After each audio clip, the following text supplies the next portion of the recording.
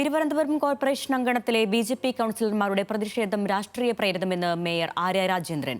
കുടുംബശ്രീ തീരസംഗമം മേളയുടെ ഭാഗമായി ശംഖുമുഖം ആറാട്ട് മണ്ഡപത്തിൽ ആചാരലംഘനം നടത്തിയെന്ന് ആരോപിച്ച് നഗരസഭയിലെ ബി.ജെ.പി. കൗൺസിലർമാർ സംഘടിപ്പിച്ച പ്രതിഷേധത്തിലായിരുന്നു മേയറുടെ പ്രതികരണം.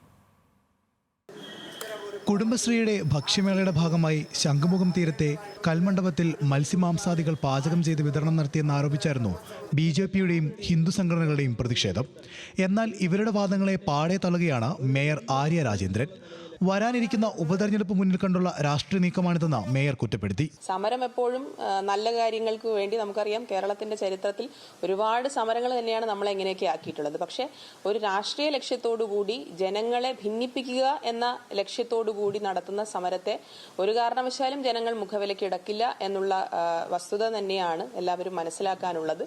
ഇതിൽ നഗരസഭയുമായി ബന്ധമില്ലാത്ത കാര്യങ്ങളിൽ നഗരസഭയെ വലിച്ചിഴയ്ക്കാൻ ശ്രമിക്കുന്നത് ഒട്ടും ശരിയായ കാര്യമല്ല. എന്നാൽ സംഘാടകർക്കെതിരെ പരാതി നൽകുമെന്ന തീരുമാനത്തിലാണ് ബി.ജെ.പി. ഞങ്ങൾ പ്രതിഷേധം വരുന്നു, മേയർക്ക് പരാതി കൊടുക്കുന്നു, ജില്ലാ മിഷൻ കുടുംബശ്രീയുടെ ജില്ലാ മിഷന് കൊടുക്കുന്നു, സിറ്റി പോലീസ് കമ്മീഷണറെ കാണാനായിട്ട് പോകുന്നു. കൗൺസിലർമാരുടെ പ്രതിഷേധം കഴിഞ്ഞാൽ അതായിരിക്കും ഞങ്ങളുടെ ആദ്യത്തെ ഏർപ്പാട്. കഴിഞ്ഞ 14-നാണ് കുടുംബശ്രീയുടെ തീരസംഗമ മേള ശംഖുമുഖത്ത് ആരംഭിച്ചത്. ജില്ലയിലെ തീരദേശ അയൽക്കൂട്ടങ്ങളെ അണിനിരത്തിയാണ് ഫെസ്റ്റ്. ജില്ലാ ടൂറിസം പ്രൊമോഷൻ കൗൺസിലിന്റെ അനുമതിയോടെ സംഘടിപ്പിക്കുന്ന പരിപാടി ഇന്ന് അവസാനിക്കും. ന്യൂസ് മലയാളം, തിരുവനന്തപുരം.